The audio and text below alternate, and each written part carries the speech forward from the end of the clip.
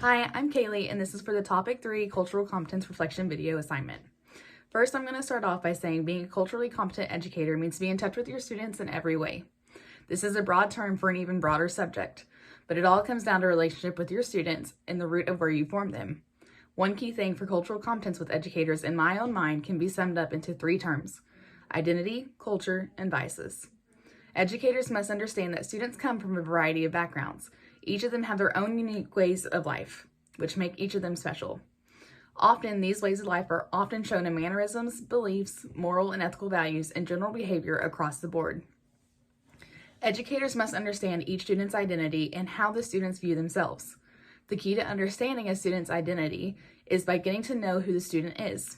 What better way to do that than to sit down with each student and just talk to them every single day and figure out their likes and dislikes and what they believe in and what they don't believe in.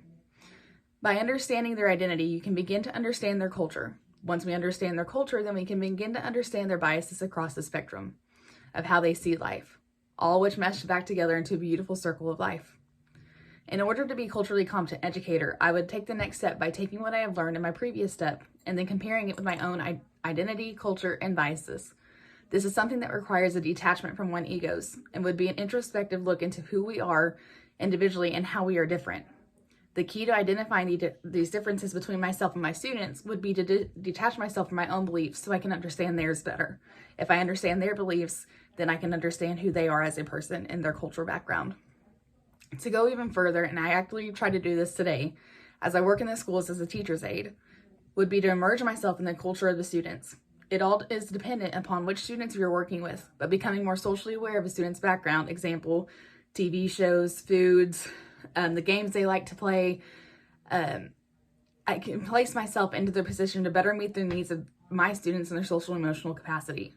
If I can relate to them better and I understand what they would like, then I'm able to build a better relationship with them. In doing this, I hope to have a culturally inviting atmosphere in my classroom. I would like to model my class after a class I had in high school. I had a teacher who would encourage open discussion with a number of things, no matter the background, opinions, or differences. However, all ideas were welcome, and all ideas were to be heard. This was a great way for students to speak their hearts while everyone else became familiar with each other's cultural identity. Not everyone got along, but we were all able to respect each other during these discussions. I want every student to feel that way, that they can be exactly who they are in my room, because it's okay to be different and it's okay to have different opinions and for you to be heard for what you believe in. Personally, my spiritual values called me to respect all people from all backgrounds. We love because God first loved us. Who am I to be upset at someone just because they don't think or feel the same way that I do? I would ensure that respect across the board is maintained with implemented classroom management and structure to prepare the students for life outside of school.